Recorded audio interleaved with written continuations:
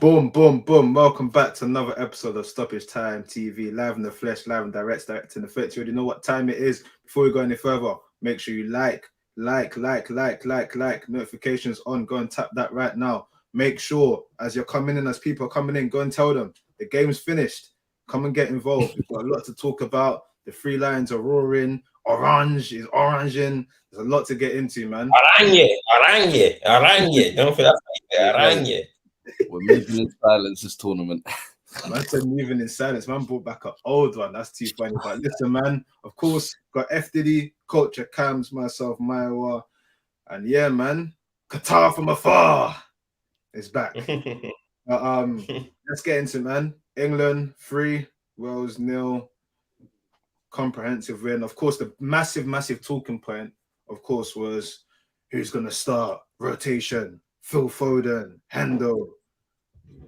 Rashford came in, and I don't think Rashford is a name that a lot of people spoke about, but as is this season, quietly going about his business.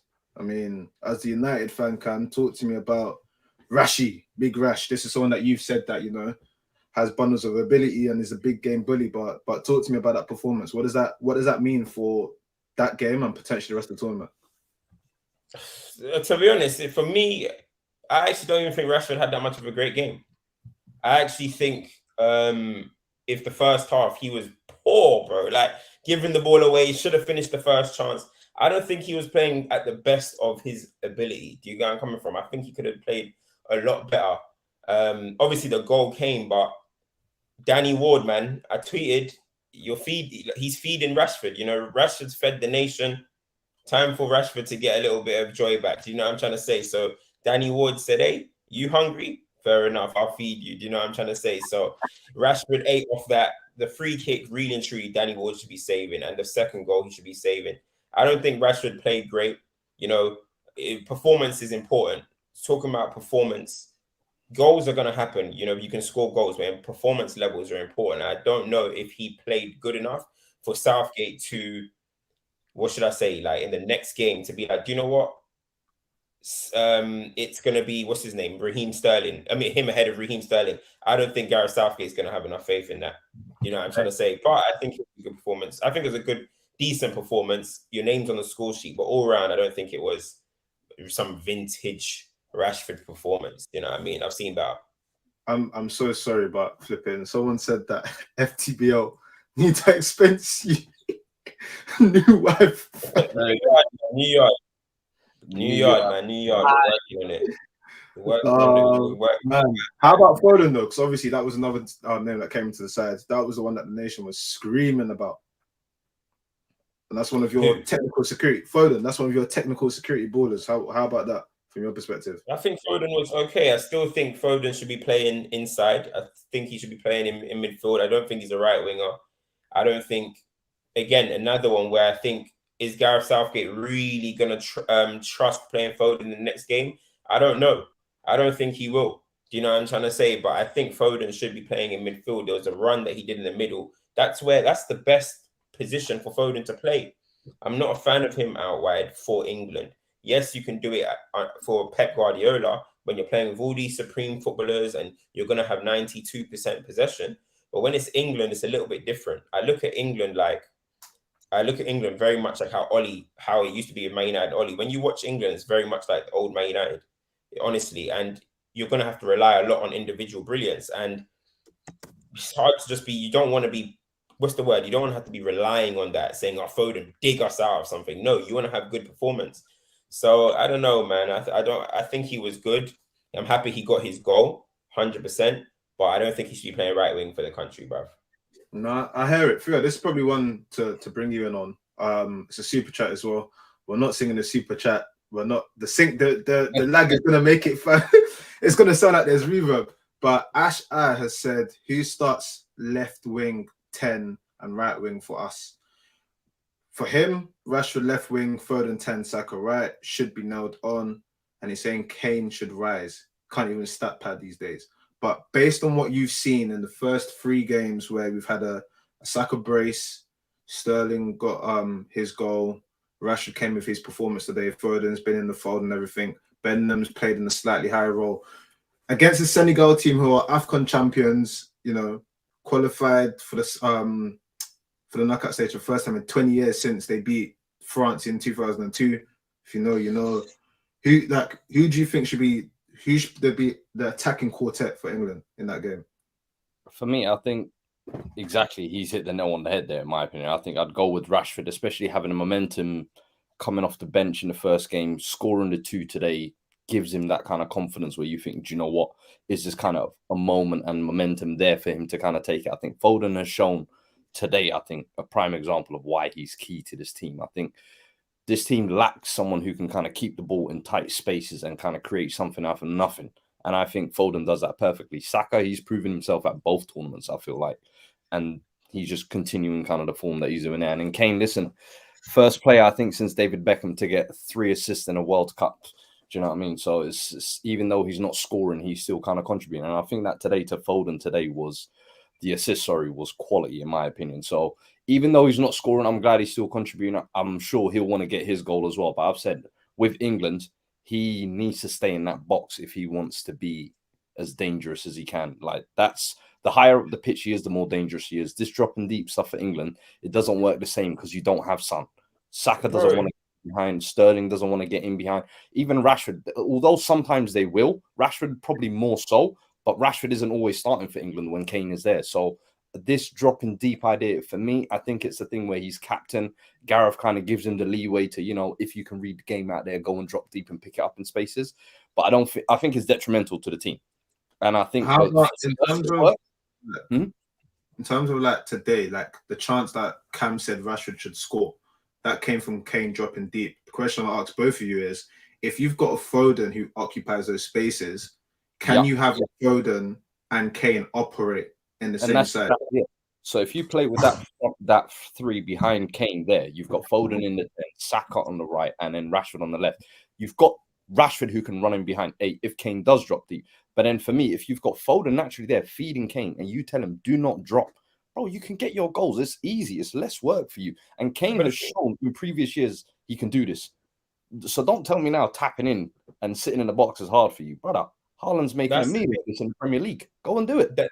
That's the thing for me. Like, obviously France won the World Cup in 2018 with Giroud not even having a shot on target. But the difference is their best players were not the striker, for example. It wasn't the striker. He wasn't the best player. Harry Kane is meant to be England's best player. If you have to say there's only one world-class player for England right now who's going to be in an all-star 11 or something like that, it would probably be Harry Kane that you would put forward, right? And for that reason, you need to be scoring goals. You don't have Mbappe out wide.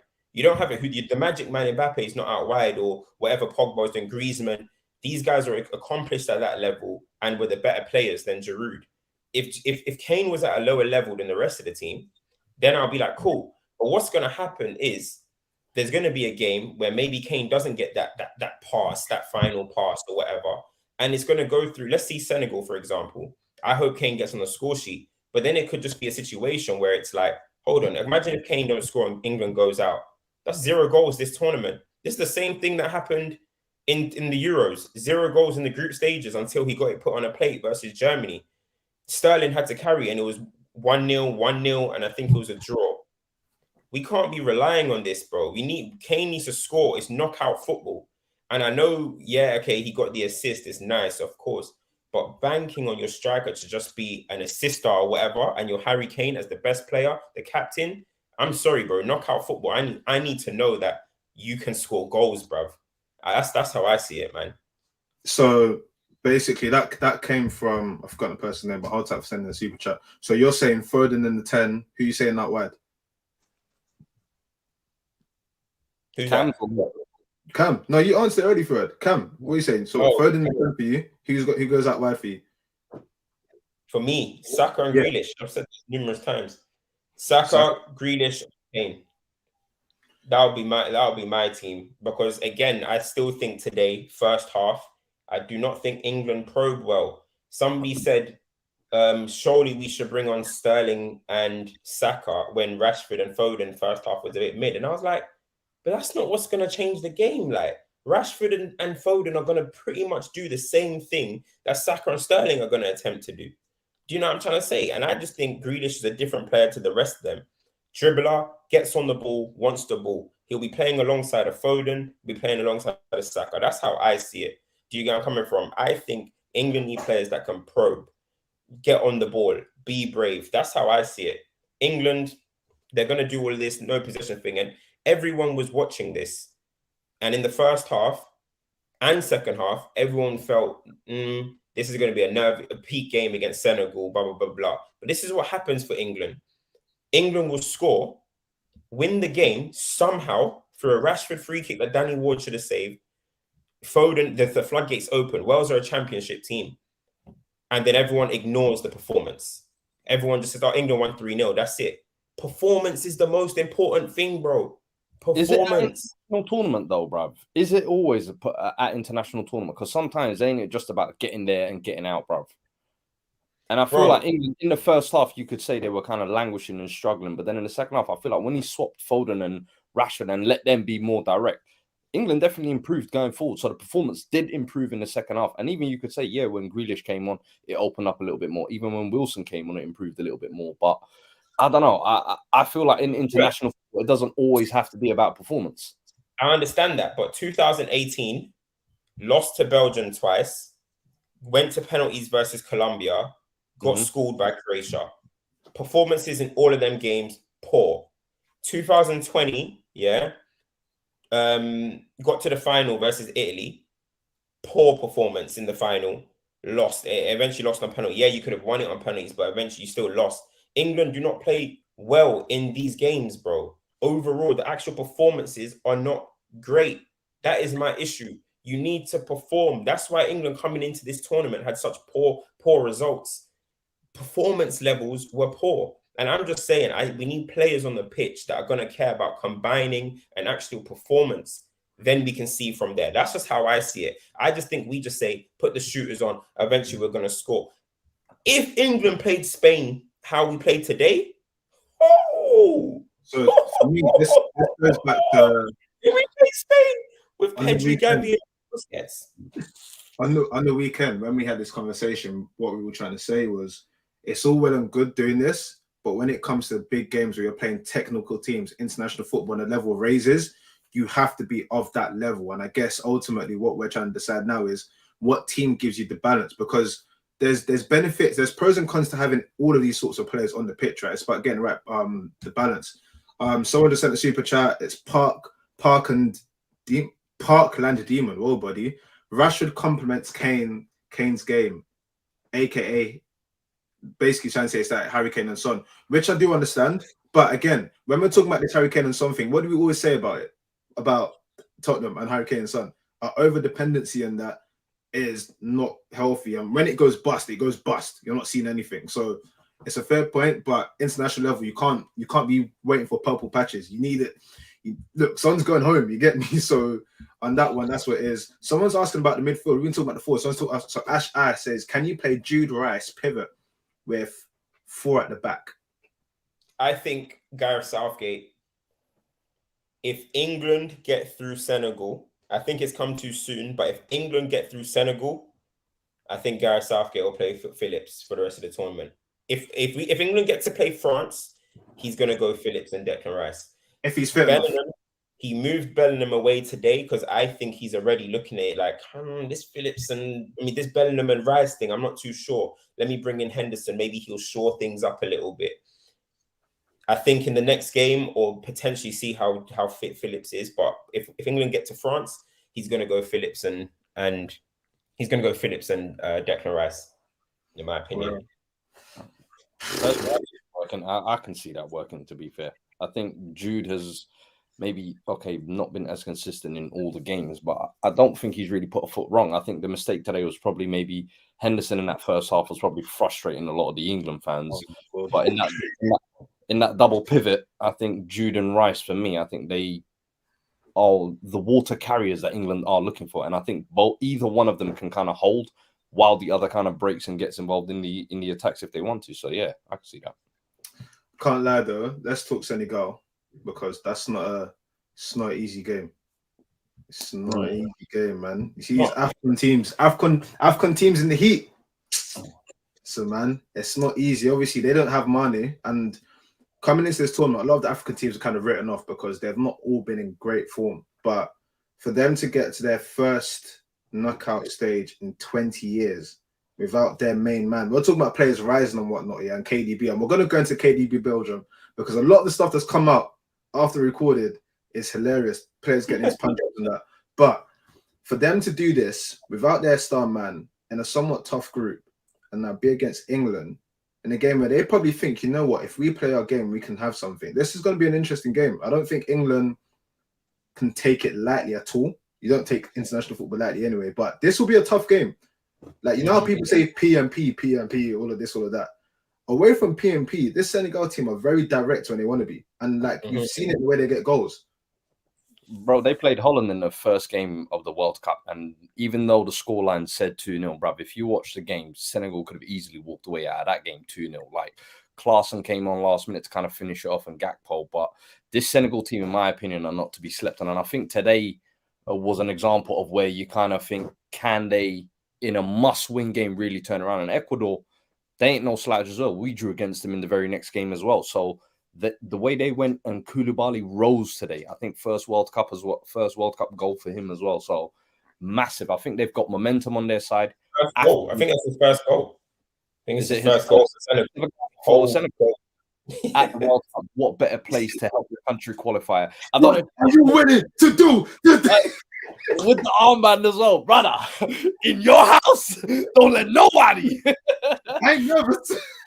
Fair play to him. No, honestly, fair play to him. That's a big, big moment. And Senegal have been on the rise. Aliou Cisse, we've given him so much credit on the show during the AFCON with what he's done with Senegal there. But I think now to come and do it at the world stage, listen, England are 100% it ain't going to be easy. If England think that they're going to come and walk over like Iran or Wales, this is for sure going to be harder than USA.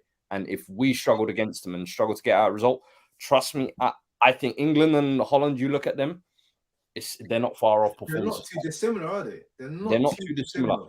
You look at them, there's talented players within that are not being utilized properly. They're both playing kind of this quasi-negative football. It's weird. It's weird. The only thing I'll say with Senegal is that the conceding thing is it does concern me a little bit. I mean, they've scored 5 goals this tournament, which is dope, but they've conceded 4 as well. So, like, they can be good at, like, and obviously England have before. But listen, man, if there's one African team that you don't want to play, boy, listen, I can't lie, it could be a sticky one still. Because obviously after this game, England probably going to shoot out with France potentially. You're not scared of Ghana like that now? I can't lie, Ghana played some good football still. Ghana played 32 passes for the goal, yeah? If that was Argentina now, they would have been clapping. They would have been hanging out everywhere. Because it's Ghana, they don't want to give praise. But no, honestly, Senegal, good team. Senegal, good team. Should we go into this Belgium stuff? I don't mind. Let's go. Let us know, man. Like, shares in the comment. Remember, Manscaped, 20% off. STTV, you know what to do. Send the super chats in. Let's go into this Belgium stuff, right? Because we came and we said KDB has to rise. And he does. Because if he doesn't, they go home. But now his own teammates are switching up on him and saying, we're not too old. There's rumors of infighting. Hazard saying, I didn't fight anyone because they're bigger than me. There's a lot of weird stuff going on. And I can't remember who tweeted it. I think a few public people said it. But it reminds of, you know, when France imploded at the tournament. Yep. And you remember when Mbappe was being treated like the villain and being told, hey, man, he's getting too much of an ego and he's got too much dip on his chip. I feel like this is now happening with Kevin De Bruyne. Jan Vertonghen coming out the other day saying, listen, maybe we're too old to attack. Apparently him and Courtois ain't spoken in 8 years for personal.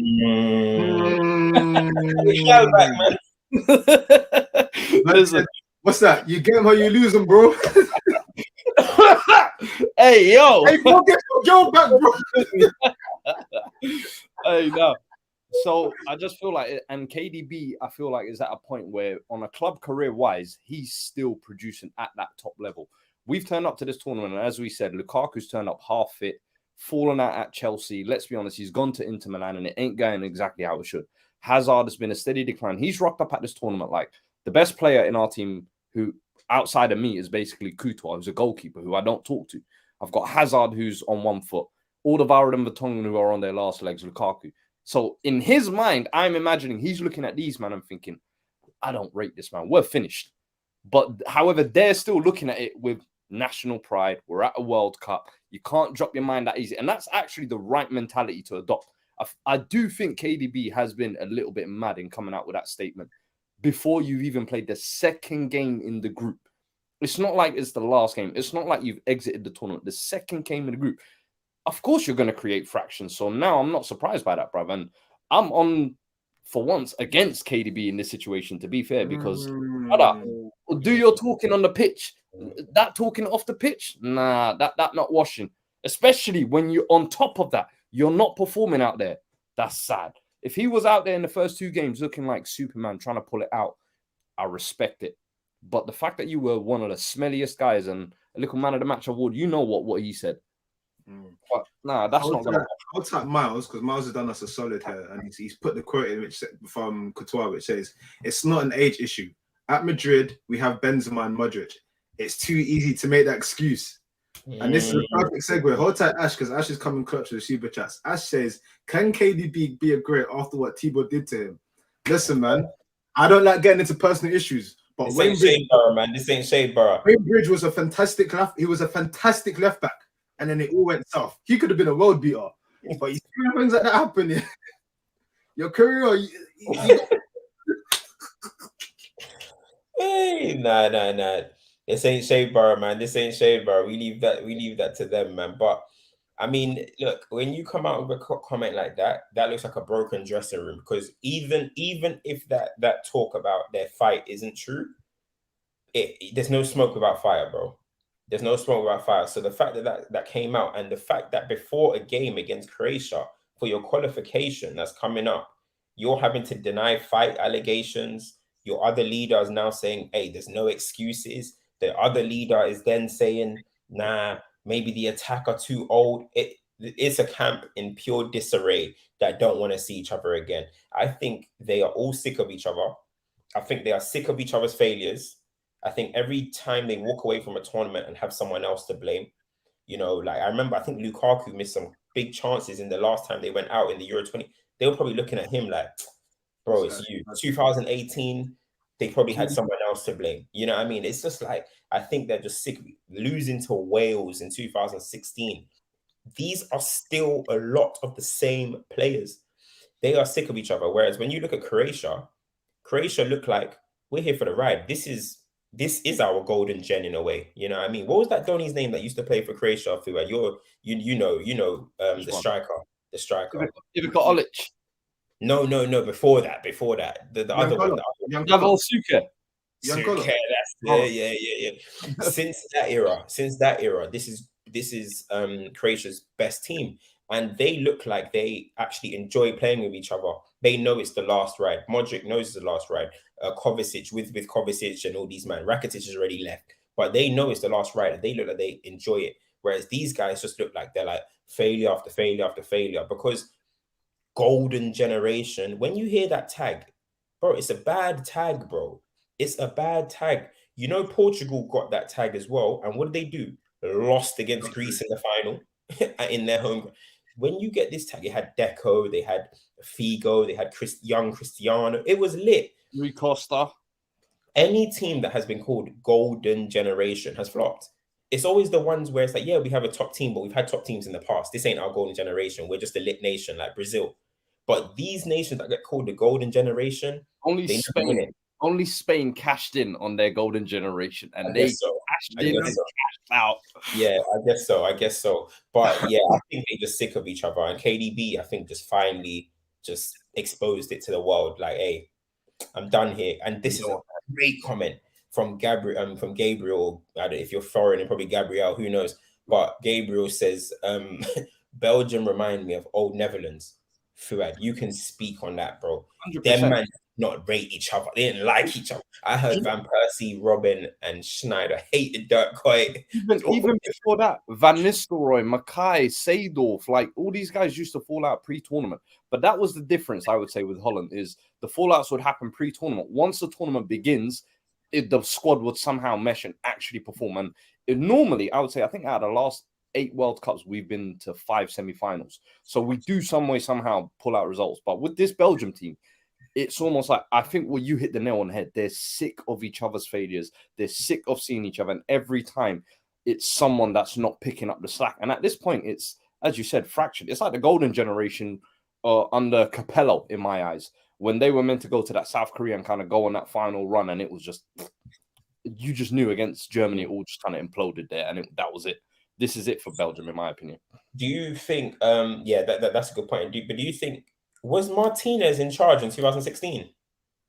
I believe that might have been Wilmot's last tournaments, you know. I think Mark Wilmot's, I think he resigned after that one because that was so embarrassing. It was really bad.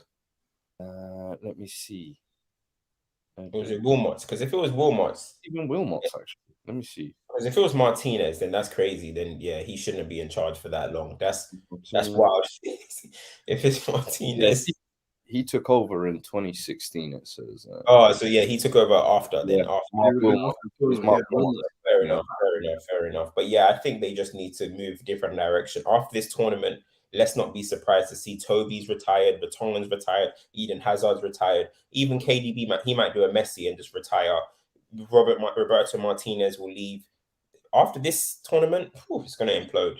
It's going to explode in Belgium. They've got to make sure that they can, make it last for a bit longer, because if they're to go out I think that game's tomorrow actually, that'd be very mad. Someone, Najib Football, circled back to the Koulibaly stuff. Says, I remember when certain people said Koulibaly is overrated and washed. Colossal performance with a goal. We will remain steadfast until the very end. This guy's definitely African. You know when you use the term steadfast, them prayer terms there.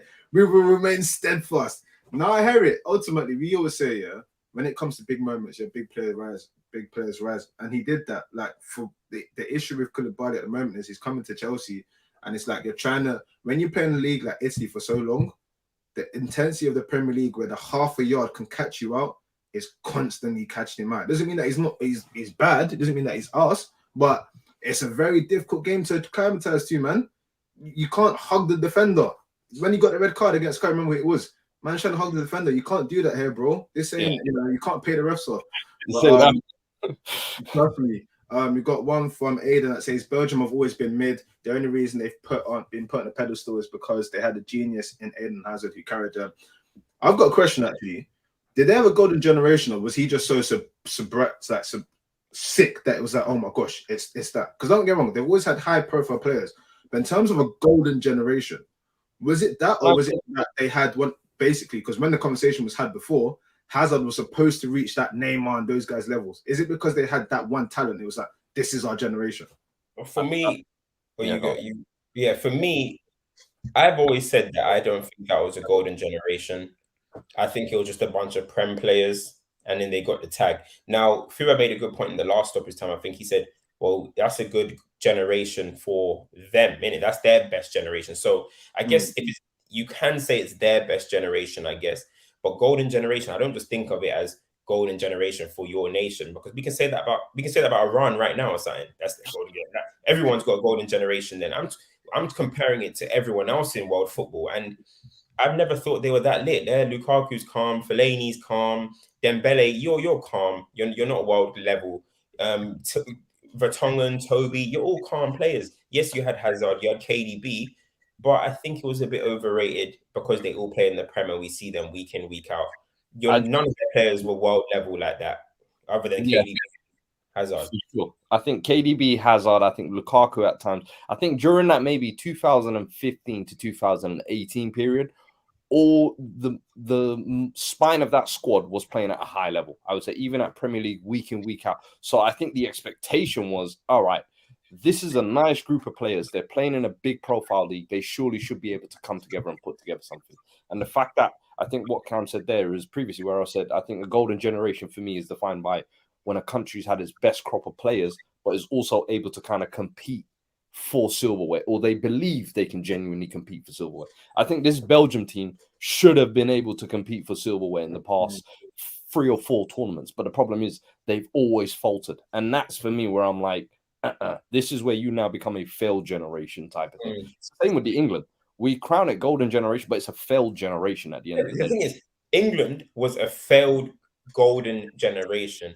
I see Belgium as just didn't do their thing, but I see England as a fail because England genuinely had world-class players and they failed. And I think England could, on paper, match up with most other countries. I've never thought Belgium on paper are matching up with these other nations. I just haven't thought that. I thought England could have, but England flopped, and their golden generation's overrated for one or two whatever reasons. Before we go further on this, what I was asking is, just quick one, because it's an interesting debate. With what you're going into, Fred, what actually defines like not like a country's golden generation, but a worldwide golden generation? How, like, is it an X amount of world-class players? Like, what actually defines it? Because some people might say Brazil, early 2000s. Some people might say the England failed one. There's a France one you can frame. What is actually a golden generation? But this is the thing. It's okay. No, go on through it. You go first.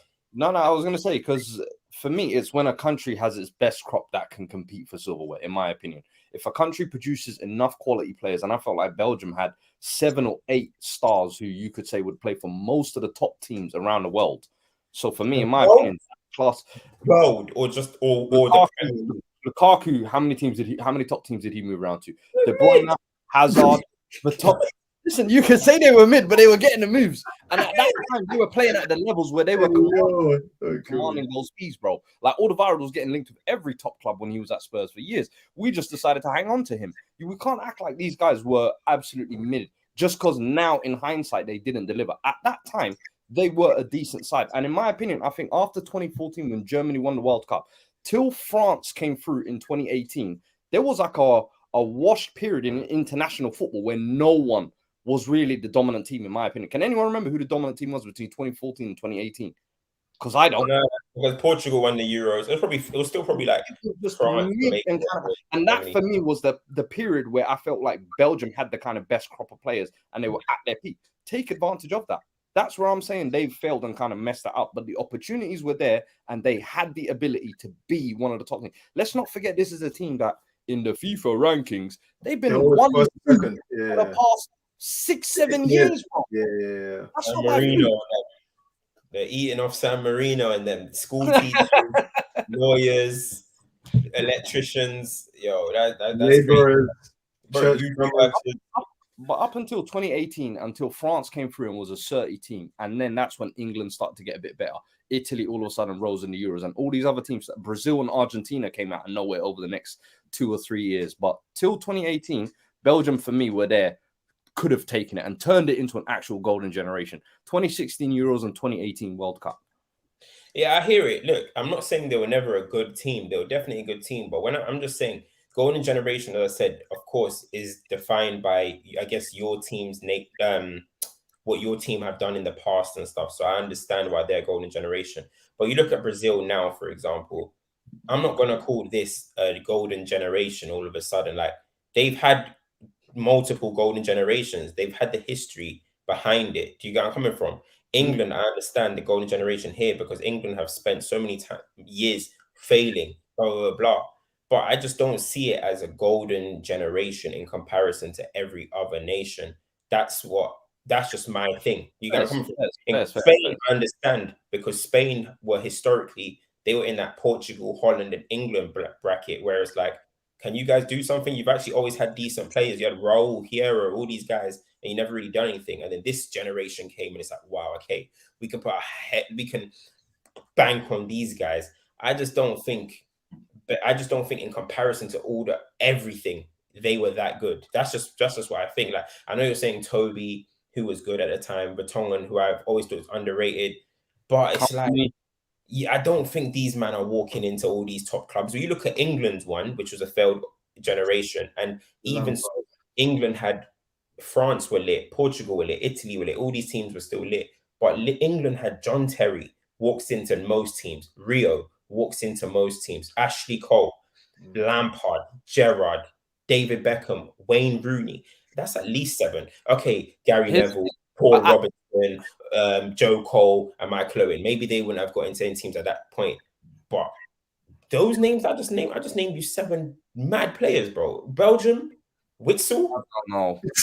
Don't do that. Oh, 2016, he gets into most European sides. Lukaku, company. Hey, you're gonna do that. You're gonna do Witsel revisionism. Witsel was quality at one point, bruv. Let's not do this. You don't want to do washed up Witsel and try and judge him off now. No, Witsel at one point was a serious centre mid. Let's not do this. All right, fair enough. Fair enough. We want to do this revisionism that Belgium were this mid team and they should have never got to the levels they got. Cool. FIFA. Cool. You FIFA. I guess here's the thing. If Belgium play too much FM. Here's the thing. You play too much FM. That's why you rate Witsel. You play too much FM. I've clocked you. No. Let's not do this because hear this, yeah. If we're saying, oh, they were mid, they shouldn't have been all that. Why do we put that pressure on them to say, all right, deliver the silver? Technically, they're not. Relax, chill out. You're just there for the ride. Media hype. You know what happened? Because they were all Premier League players, they end up getting that English media hype. English media pushed them, just like how English media push every England nation. They start pushing these guys. Man, these guys, they're lit. They were average, man. But it's calm, man. Let's move on from Belgium, man. We have different definitions for golden generation. Obviously, because we have a Holland representative, and they were one of your dark horses, right? I believe so. Talk to me. Gakpo, 3 goals, left foot, right foot header. Hey, Kansas warming up his hand. What are you saying? Future 9. Hey, listen, I can't lie to you. Listen, this is what you do at the World Cup. Do you know what I mean? If you want to announce yourself to the world stage, I think PSV, he's been linked with big moves for the past 18 months, you could say. And I was one of those thinking, can he make the grade? Will he step into the first team, into the national team, or will he kind of be an impact guy off the bench? First game when I saw he was going to be basically what Depay was to us last summer. These are big shoes to fill. He filled them comfortably first game. Second game, I said, all right. And do you know what the mad thing is? Yeah, I don't know if you've been watching on commentary. Ali McCoist has been a top-tier hater. He's always like, I ain't sold on this Gakpo guy. You know, I know he's got a right foot, left foot heading. He can finish, he can cross, but I still ain't sold. I'm like, bro, what more do you want from him? Like, literally. So for me, I've actually been very much sold on him throughout this tournament. I thought at PSV, maybe the level there, you can't really judge it too well. I think a couple of Europa League games I watched, I wasn't blown away. But this is what you call a fucking show out at the tournament. You know what I mean? And at the moment, it's sitting there with the top scorers or whatever. I think Cam's excited because obviously you could see a potential 9 in him. But, bruv, this guy can play any role, I feel like. He's got a deadly whip on him. I can't even lie to you, which is why I think don't move him completely away from the wide role. But he's got all the tools to play in the 10. Not the 10 per se. Let me say 9 left wing. Don't joke with that one. Let's keep it 9 and left wing. With that one. Yeah. Because I know first we try to force him in the 10, and even me, I was like, I get now like Xavi Simons in there, man. So let me not let me not overgas that. But for sure, a show out tournament. And listen, we always say every tournament you get players who show out and put themselves on that pedestal. The price of that brick just went up, bro. 25. I'm gonna say with your dark horse shout, how far do you think they can go? To be fair, performance-wise, I'll be real with you, I've not been impressed with us at all. I think the midfield choices Van Gaal has made, I've not been very impressed with. Klaassen forcing his way, the Runes starting today. Berghuis hasn't really lit it up before. I don't know what the best combination is at the moment. The Pie's been barely fit, so we haven't been able to see him. And out wide, I've still got Daley Blind on one side, who has a decent end product, but doesn't have the engine, I feel like, where we can be a threat on the left side as much as the right side. So I don't know. I've said next round we got USA, so it's a favorable draw. We should win that on paper, but I've seen worse things happen. Do you know what I mean? I've seen us go out to worse teams. So in my eyes, I'm looking at quarterfinals, and then we'll go from there. That's my minimum expectation, quarterfinals. We're talking about players. Go on, Cam. Says that. No, I mean, I got 2 things. First of all, I ain't gonna let this one go. He thought he got away from me. Somebody in the comments, just quick back to that Belgium thing. They said you man forgot Mertens and Insigne. Yeah, okay. Insigne played for Belgium. Yeah, listen. I'm gonna let that one slide, bro. Hey, that's Italy, bro. Italy, come on, man. Anyway, and do you know what? Yeah, with Gakpo, right? I just think he's got the tools to play up front. I think he's got the tools to be a good striker. Do you know what I mean? He's got good shots. He can shoot off both feet. He can header the ball. He's got a presence. He's just gonna have to need certain things that I think the manager's gonna have to coach. Like one thing is, I feel like people don't ever think about what coaching can do for a player. Do you know what I'm trying to say? They never think about that. Did people think Mo Salah was going to be what he was? Did people think? Do you know what I mean? Like you got to get around this person and coach them. Do you know what I'm saying? And I think he can get coached. And people, most of the hate comes from Arsenal fans because he didn't score against them in both games. Okay, the first time they saw him, he didn't score in both games. He might not have had a great game. The guy's still young. The guy's still young. He's not necessarily the proven and finished article. But what has that? Do you have to be the finished article before you move to a club with good aspirations and a good manager? No, you don't have to be the finished article. Do you know what I'm trying to say? So he's for me is a good player. People are saying, oh, he gives Rashford in early Rashford vibes. Early Rashford was mashing goals, was doing well. He ended up going through a poor period of coaching, and everyone's development ain't linear anyway. Does everyone have to develop the same way? I can say some random guy reminds me of. You can say anything like that. You know what I mean? You can say this person reminds me of this person. It doesn't matter. For me, he scored. He looks like someone that can score across any league, in my opinion, just from his attributes. So I'm looking forward to it. Listen, remember what people were saying about what's that Donny's name? Isak from thingy. They were looking at his goal record. They were looking at his play. He came to the Prem. I know it's only 3 games. Scored 2 goals and looked class. He looked class. I was like, yo, hold on. You guys, what's this, bro? Y'all lied to me. You tricked me. You know what I mean? Like, I wasn't familiar with your game, bro. Do you know what I'm saying? So, listen, you never really know, man. I just think with good coaching, he can become definitely a decent player, bro. Definitely. No, we're talking about players that have shown up and everything. There's one player that I've liked for a long time, and it's related to this whole Dutch vibe. Mohamed Kudus. Bear in mind, yeah, that Ghana have been in a bad way. Like even getting past Nigeria, and everything, like there wasn't much confidence in what they can do. He's got 2 goals, 1 assist at this tournament. He's been like pivotal. When he came off the first game, they ended up losing. This game, he balled out. He came off again and was like, oh my gosh, we might lose. Like that. This is when we talk about rising. This is what we call rising for your nation. And someone wrote it here exactly. He backed his Neymar chat because in the interview he was like, he said, "There's no difference between me and Neymar. He just has a bigger profile." Richard, he withdrew that comment, so I can't give him the stick talk credit. I lied. He didn't live by the gun. His name was my idol. You should have stuck with it, man. If you were a real one, you'd have stuck with it. You know what I'm saying? But hey. No, he's shown that as well. And it's a shame that Abubakar, he still might go through as well, because he said Salah don't move me. And he got it cracking, man. Got it cracking. That dink, insane dink. They say that Africans haven't got panache and amazing dip. So there's been a lot of players that are doing their thing, like it's been what are your thoughts on the tournament so far as well? Because obviously there's a lot that's going on socially and whatnot. But in terms of like the football tournament, I can't lie. This World Cup, and let me know in the comments, has been a lot of fun. I can't lie. It's been a fun tournament. There's like double jeopardy everywhere. Like I just think it's been like a lively tournament. I think it's only going to get more lively with these knockout games coming as well, because some of the ties are looking decent still. I think it's been a good tournament so far, bro. I think it's been a good tournament. We've had upsets. We've had star men rise. We've had rising potential players rise. We've had, we've had a few 0-0s, a bit too many 0-0. I think we've had 5 or 6 0-0s or something like that, which isn't ideal. But I think so far it's been a good tournament. I think it was like every fixture, every group has something they're playing for at the moment or something like that. Like a different team can go through or something along those lines. We're getting set up for Serbia v Switzerland showdown, a Ghana versus Uruguay revenge tour. Woo! There was one other one where it's a KDB versus Modric.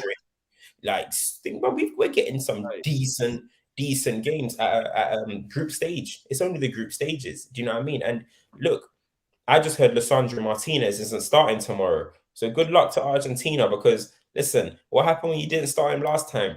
Listen, I don't want Mandem's legacies going out the wrong way. I want to see them in the last 16. Do you know what I'm saying? So, Scaloni, you better get that one right, because all of a sudden the World Cup, there's one more surprise that's lurking. I don't want it to be Argentina. Let me just say that. I don't want it to be you. So I think it's been a good tournament so far. And I think in the next round, that's when we're going to start seeing more of the like big players now start to take their ascendancy. Do you know what I'm trying to say? So I'm looking forward to it, man. Sure, what you telling me, bro? Bro, I agree wholeheartedly. I even tweeted out, like, I think 2 days ago. For me personally, I think it's the best, personally, World Cup tournament since 2006. In terms of, for me, I think 2006. 2006, honestly, like the Vuvuzela one, I didn't really rate. That was the World Cup. 2010 was the World Cup. Man said Africa hype. 2014 was actually decent. That was good. It was actually a good one. I thought 2018 was a bit hit and miss. If there was some good. Fresh Island Festival, I was in Croatia. That was lit. I think the whole, with that one, do you know what happened? Island. The whole summer was lit, and everybody counts the whole summer as the World Cup. And I'm like, the World Cup itself was not that lit. There was certain things. Drake was on form that summer as well. Bro, there were bangers, there was drip music, everything was going on that summer, I'm telling you. But no, I think personally, I would say this is the best one. I think the entertainment, the goals, even some of the 0-0 draws, in my opinion, have been decent and tense games. I think a lot of games we've seen kind of where I think they've been 14-0 half times. But then a lot of the times in the second half is a whole different story. Even today, the England game, we saw that, for example. And I think that's one thing that's constantly surprising is Brazil yesterday, Casemiro popping up, Portugal, Uruguay yesterday. So there have been so many games where you just don't know which way it's going to go. And listen, there have been favourites been dumped on and a lot of surprises as well. So for me, I'm loving this tournament at the moment. And knockout stages, I feel like it's only going to get more interesting. Yeah, that was the one thing about this tournament as well. I think we touched on it in the preview episode. There's so many narratives and so many last tournaments that every elimination, there's almost like a dunking that's happening. It's crazy. And because it's World Cup, it feels mad. Yeah. You know what? Yeah, I feel like I agree. I think this tournament's been good so far. I think 2018, I have a soft spot for 2018 because that's the first time I actually felt, hey, it might come home. You know what I mean? It might come home. So it World Cup, isn't it? Yeah, that the was original World Cup. Oh my gosh. World Cup. That was, I was out in Croatia. Wow, listen, let me not even reminisce, bro. It was crazy times, right? Nigeria were dead. Amazing. Remember we dropped the lit kit. Everything was but Messi dumped it on us though. Yeah, Messi dunked it on us, but there was more Rojo dunked it on us, really. Yeah. But if you look at 2010, for me, that was a poor tournament. A lot of nations were just not good. France got bounced out quick. I don't even remember if Italy were there. Germany's young core came through and did nice. England, that's one of the worst England teams I've ever seen. We started Matthew Upson in knockout round. Did he score a goal? Yeah, he did. Scary enough.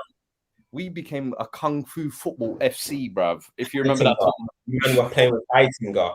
Come on, man. Like, it was a poor tournament. And Spain won the tournament, scoring 6 goals in the whole competition.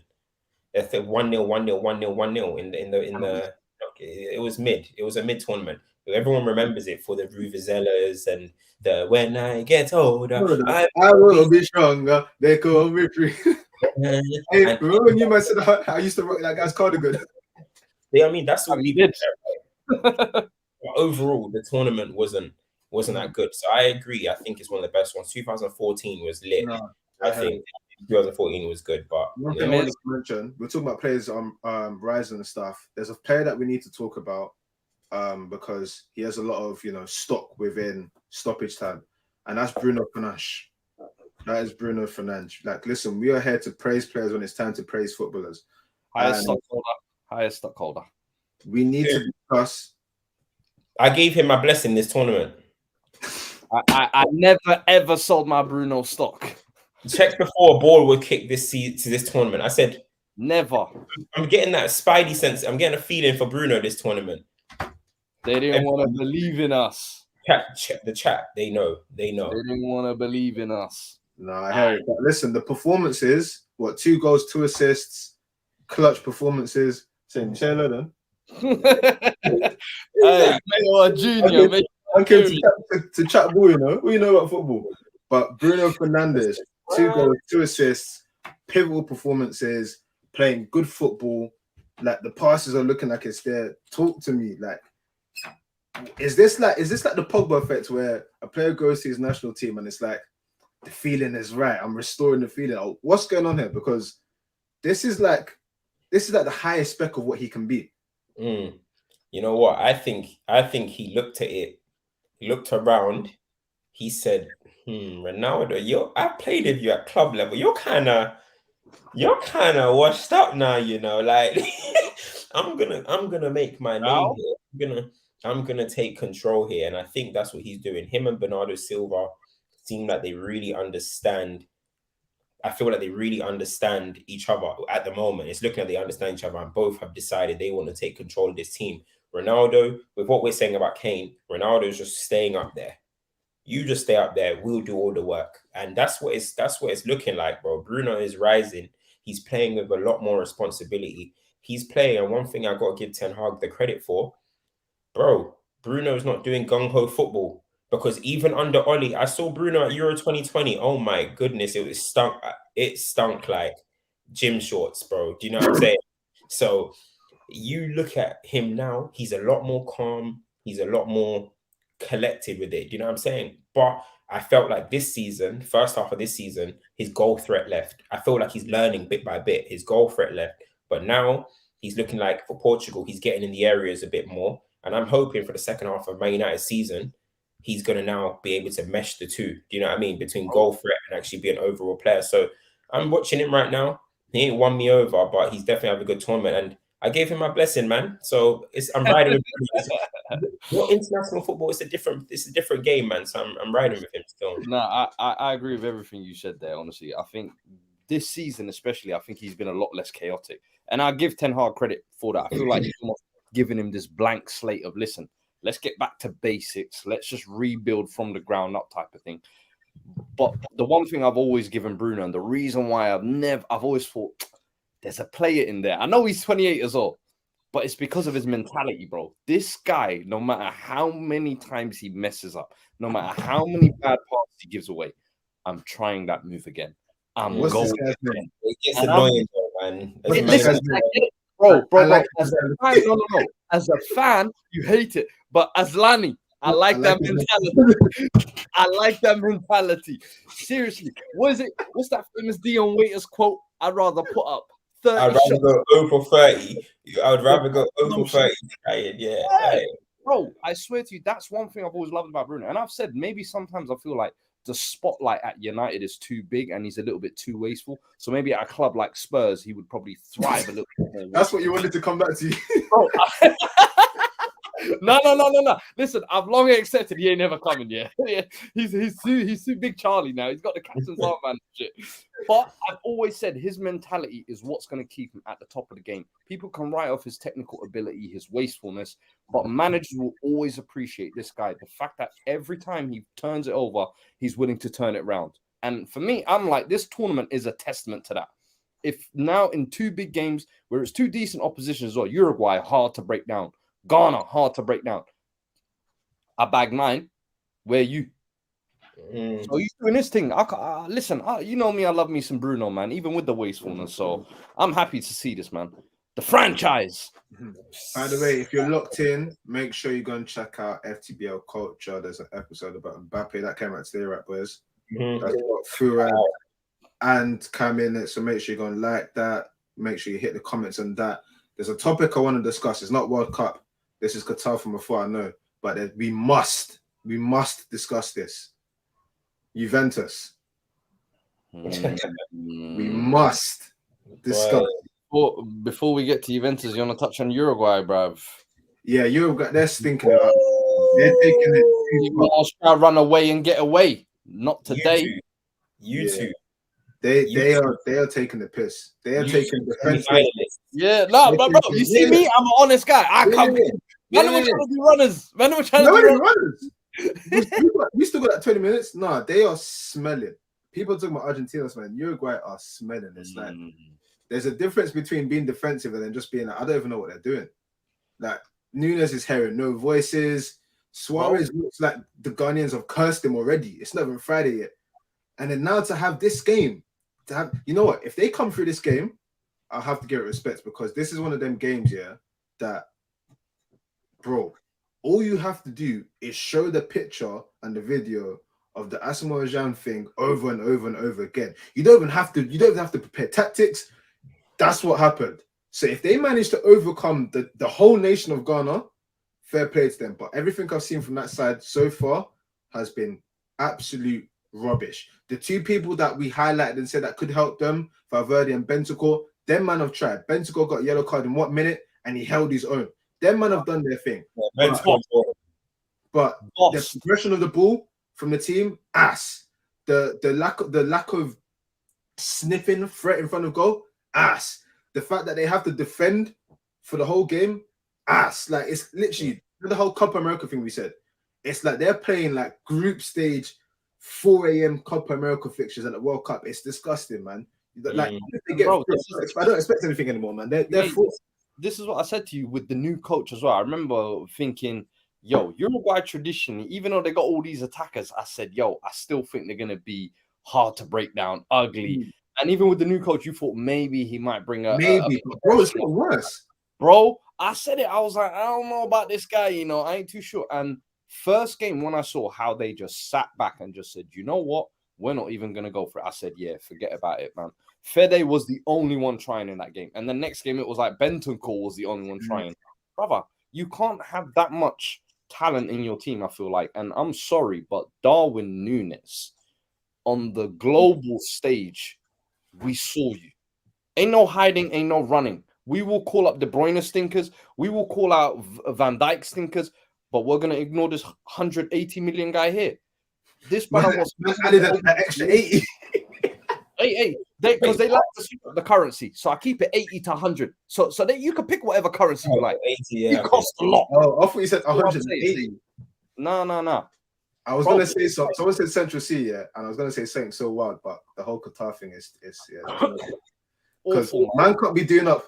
How can I be homophobic performances in Qatar? Bro? Like he can't be doing against a 40-year-old Pepe. Did you not see there was a picture of Pepe after the game? Bro, he looked 50. Yeah. 40. And I'm like, you're letting this man lock you up, and you're meant to be Mr. I create chaos out of nothing. Chaos met real chaos in Pepe. That's I don't ever want to hear Darwin Núñez noise again, please. Yeah, Pepe's established in this thing, man. Pepe's and guess what? Okay, we leave Pepe. Guess what he tried to do in the second half? I saw him. He tried to move over to Ruben Diaz because I know man them don't rate Ruben Diaz. And he started getting more joy. Small fry. You ain't on my level. Bro, Darwin, I'm sorry. You have been found out this tournament. The globe has seen it. There's no hiding. You can do your little, I'm a fall over at Fulham. Fred said, You're finished. You're finished. You're finished. You're on Darwin. You're on Darwin. Listen, you're on Darwin. I don't anymore. You're finished. Oh man, I feel like there's some stuff. I feel like there's some World Cup related stuff we're missing. I'm just gonna say Friday, 3 p.m. I will be there no matter what. I will be there no matter what. Uruguay, Ghana. I will be there no matter what. Let me tell you that. But quickly, you just touched on Diaz. He's actually been probably, for me, he's probably been, Akanji's been better this World Cup. He had a great game against Brazil. Nathan Ake has been great. John Stones has been Stonesy. As I said, Stones is showing people I'm one of the best in the world, mate. You know what I mean? Diaz, you got some way to go. Pepe came, took over. Yeah, I mean, he had to help man. You know what I'm saying? He came and he took over the thing there. So you're conceding 2 against Ghana. He said, hey, listen, bring in Pepe, man. This is getting out of hand. This is getting out of hand. Bring in Pepe. You're a sick man, you know that. I don't know where this. Do you know the worst thing was? You started hating on Diaz to defend Van Dijk, and now you hate both. You're just a sick man. I realize. Defending Van Dijk. Listen, Pepe was out there looking like you remember the I see you man ain't Dragon Ball Z fans, man. You're not real Dragon Ball Z. Huh? When you said the last man, I said that's the bold guy, and he said, "Yeah, no, it's who you talking about?" Remember the Saber men? You're Remember taking Saber men? Bro, this Huh? guy's in the DBZ trenches, man. I'm telling you, I'm surface level. Who says the same man? Pepe. He looks like a Saber man at the moment. But you guys, real They need to DBZ. decommission, man. Let him Oh rest, my man. god! I just fucking googled this. Yeah, you're taking a piss, man.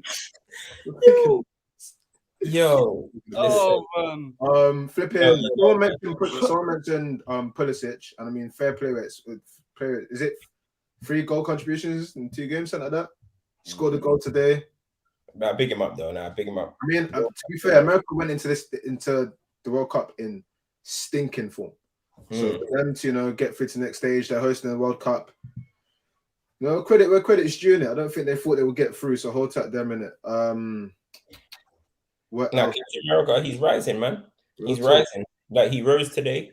That's what you need, bro. That's what you need. So let's be real, man. They played well this tournament. I think they played. Playoff P came clutch.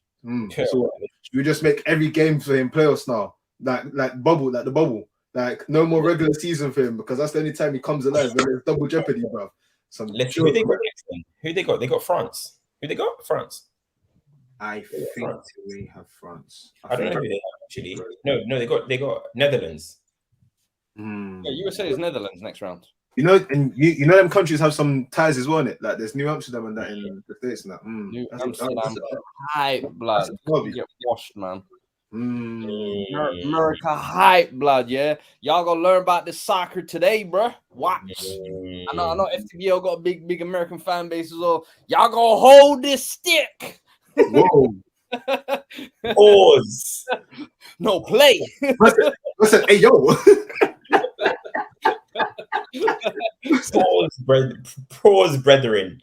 Pause, please. Oh my God. Is there anything else you guys wanted to touch on in terms of World Cup stuff? Let's get some questions from the send questions in. We'll go through some questions. We're also going for that. Please, let's discuss Juve, man. But if they've been caught cheating again, leaving United is going to get a better life. We say Pogba too. we getting back for free twice. 2-1 up, baby. No. Hey, we don't need no judge. We just, we keep it holy over here. You know what I'm saying? Religious players over here. We keep it real. You know what I'm saying? We don't none of that. You know what I'm saying? All I'm gonna say is bring me Vlahovic, Bremer, Kostic, and Di Maria. I'll take that. Yeah, that team. There's a young shopping spree that can be done in that team. I can't lie. They gave us Kulusevski, they've given us Bentancur, they've given us Paratici, former coach Conte there as well. Brother, we're Juve light. Would you take Chiesa? Who? Chiesa? Yeah. Listen, that's too big for us. I'll be real with you. That's not us. See, Vlahovic teams might look at him and be like, We'll be like, hey, come. You man take the McKinneys and stuff. Leave the big boys for the real one. Leave the big boys for the big clubs. You know what I mean? Vlahovic. Hey, relax. Yeah. You know what I'm saying? You man stick to those types. You know All I'm saying though is I'm not surprised by this, honestly. Juve have been involved in fugaziness for over 20 years. Let's not forget 2006, please. And listen, a new board took over and everything. But if you look at a lot of Juve's transfer deals over the past 5 years, bro, looking at the numbers, the Morata deals, the Arthur deal, the Pjanic deal, there were so many deals that we actually on Stoppage Time, like jokingly would say, hey, this is money laundering. Surely this is money laundering. No, these men are actually money laundering, bro. So there's something going on behind the scenes. I don't know officially what it is and what's come out, but I imagine it will be a lot to do with financial issues. Apparently, they didn't declare £216 million loss. What is that? They're still playing full wages during COVID when, in fact, they said they would be taking wage cuts. So how that club is actually run makes no sense. I think they're one of the publicly traded clubs as well. It's an absolute mess. They were too busy not giving rights over to FIFA and that. Got running with some random ass names and shit. Oh, this makes sense, you know.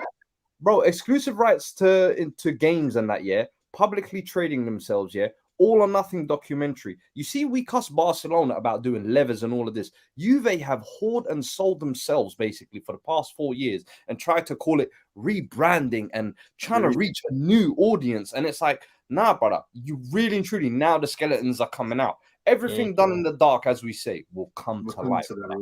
And hey, now it's just coming to fruition. What's that future song? What, the Fairs did a sweep. Fam. Oh.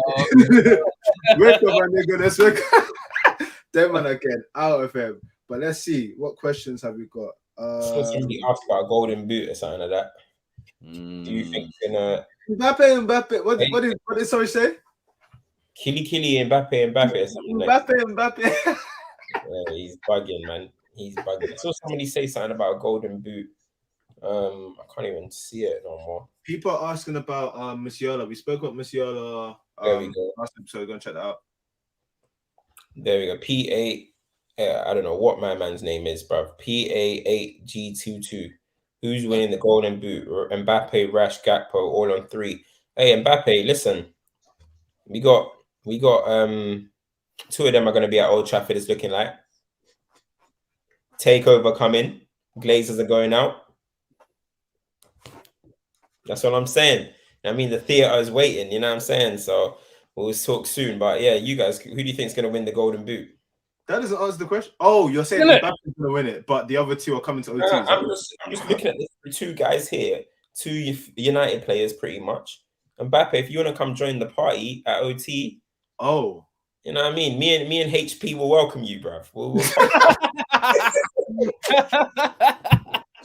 Me and HP will pop down. Don't kill me.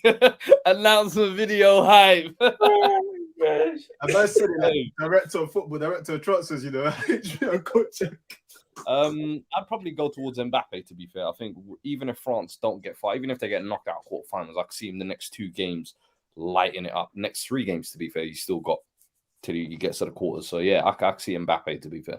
Out of those 3, you have to go Mbappe. I don't know if Rashford's going to start. With Gakpo, you said that Holland are not playing the greatest. With the way France are, that team can facilitate Mbappe to do what he needs to do. And even if they don't, he'll do it by himself. So I think out of those 3, you have to bank on Mbappe. Imagine golden boot at the World Cup for Mbappe. Ballon d'Or face. I'm telling you, you know what? But the thing is, Mbappe's gonna. People are saying he might not start tomorrow, and then what? Quarterfinals. It really just depends if he's gonna crash it on England. If England get there, by the way, you know what I'm trying to say. So that's gonna be massive. But even if they get there, if they get there too, exactly. So if everything goes according to plan, but I'm gonna have to go with Mbappe as well, man. He's looking like he really wants it. And as we mentioned, guys, go and watch the video, FTBL Culture. We basically touch on most of this type of stuff. Everything, all Mbappe. So go and watch that video if you want to get more in depth about Mbappe. But all 3 of us say Mbappe, so definitely go and check that video out. on that, because it brings about a very, very sick conversation. We spoke about in maybe a couple of episodes about people in their last legs going out this tournament. This is the tournament for the new boys to announce themselves and everything. And of course, doing well in the World Cup helps your Ballon d'Or chances. If they did go back to back, if they went back to back, or even if they didn't go back to back, and he did secure the golden boot, crown the king. Crown the king. That's all I'm saying. If they went back to back. If they went back to back, or even if they don't go back to back, he gets golden boot and they do a good run. Like, is this where it's the new order? Like, it's the new order already. No, but you know when it's officially rubber stamps, like boom, here you go. Bro, 100%. Another World Cup, that's a joke. That's Pele trajectory. You're moving like Pele now. That's literally back to back. You're literally moving like Pele. And I said it before, like I said it in our episode, bro. You know when you remember in basketball, there's Wilt Chamberlain. He has records where it's like, let's do the record book after Wilt Chamberlain because that's just fake. That's not gonna happen. That was the same for Pele. Do you know what I'm trying to say? Like with this World Cup stuff, if Mbappe comes and does back to back, you're stepping into scary territory for your trajectory. Do you know what I'm trying to say? So it's already for me the Mbappe era. Messi, see you in the MLS next season. Ronaldo, see you in Saudi. You know what I mean? It's the new era, bro. So Yeah. I mean, on that, go and check out the episode because you man were podding. I've seen the clips go up, they're flying. So make sure you go and check that out. It's on the FTBL page. If you look at FTBL, if you type in FTBL culture, you'll find that. I really like this question. This is quite a cool one. We can spend some time on this. Outside of the obvious names, whose legacy could most benefit from a World Cup to their name? I don't want to go this whole Messi Ronaldo thing. I just kind of want to go like away from those two because that's what those think. But in a way, my answer, the first thing that comes to my head is Kane. If Kane got a World Cup, no talk about trophies because I got a golden boot. I won it. You can't. You don't have this. You don't have these trophies. These are the exclusives. Bro, you took the words out of my mouth. Literally, I was gonna say Harry Kane. If we're not talking obvious, he is one where if his first piece of silverware is gold for England as well, it's like England. you don't England. Do you know how etched and how many times him lifting that trophy is going to be replayed? Don't talk to me, man. Bring that World Cup to the lane, bro. Spurs have won the World Cup. What? The lane hype. Nah, I mean, hey, that's where the parade begins. Don't piss me off. I would probably have said Neymar. I would probably have said Neymar, but I'm not gonna lie. This injury has ruined it, bro. Like this tournament should have been Neymar's R9 2002.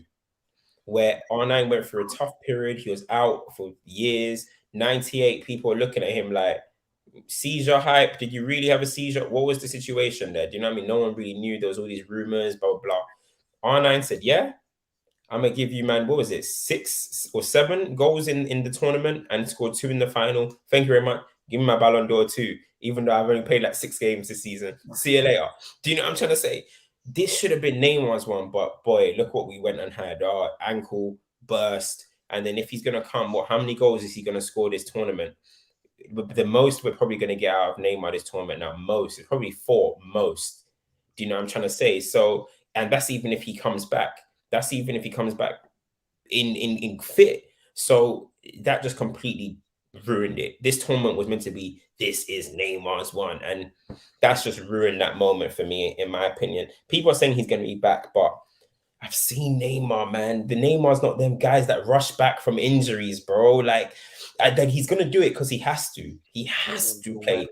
But be careful, man. Be careful, bruv. Be careful. It's not as worth it, is it? Like, he's one of them guys, when it's injury time, that he needs to go and see his sister, go to some hot weather training, chill, then come back and integrate. He's not one of them, nah, I'm going to play through the pain. Like, but, I mean, we didn't even touch on Miro, you know? We should have given Miro a bit more prop than we did.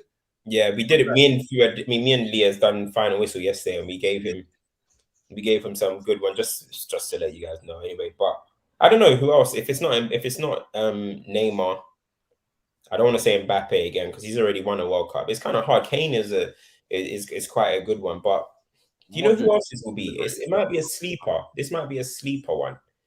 But you see how Modric's name got lifted so much from no, it's not Modric.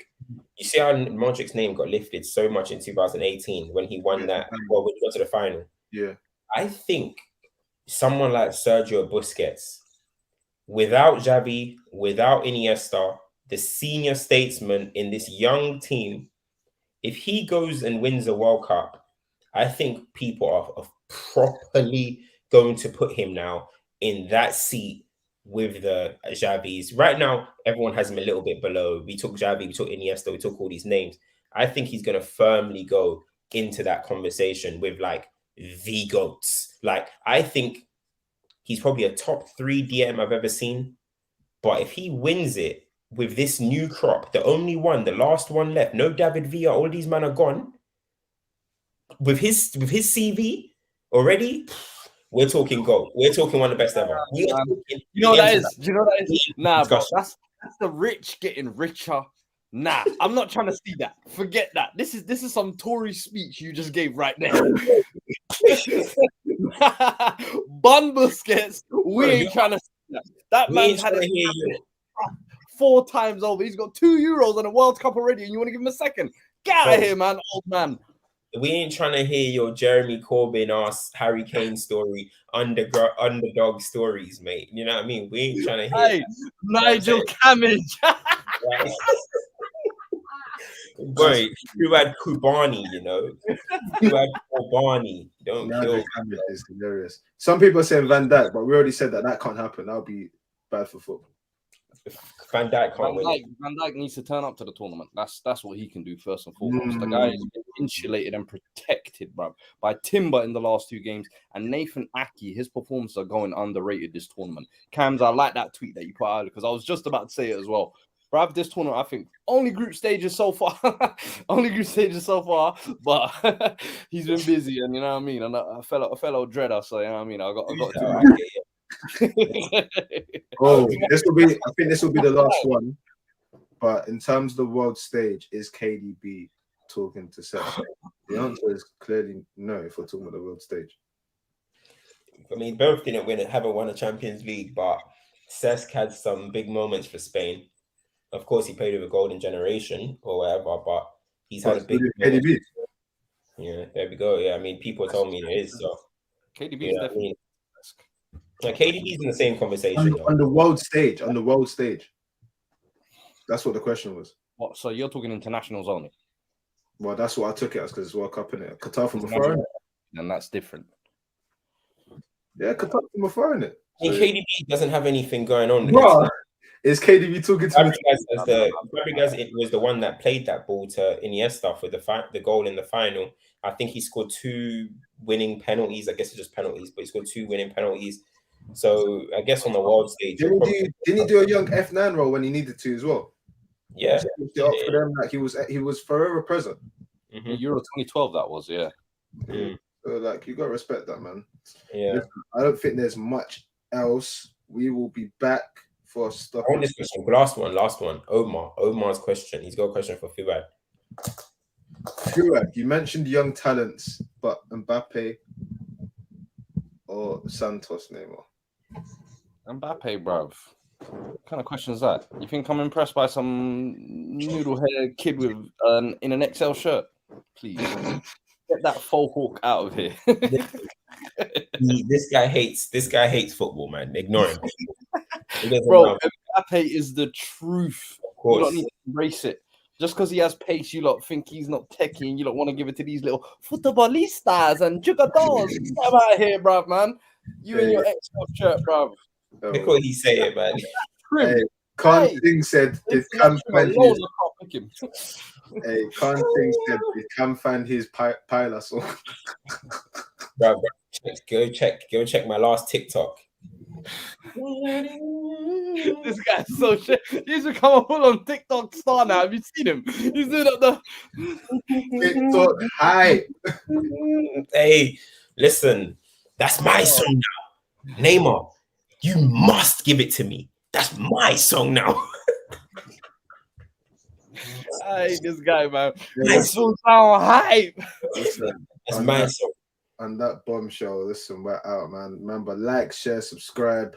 STTV, you can get 20% off of Manscaped, so make sure you go and check that out. We will be back in the studio on the weekend. We will be discussing Ghana. We will be discussing Uruguay. We won't be discussing Costa Rica because they're out.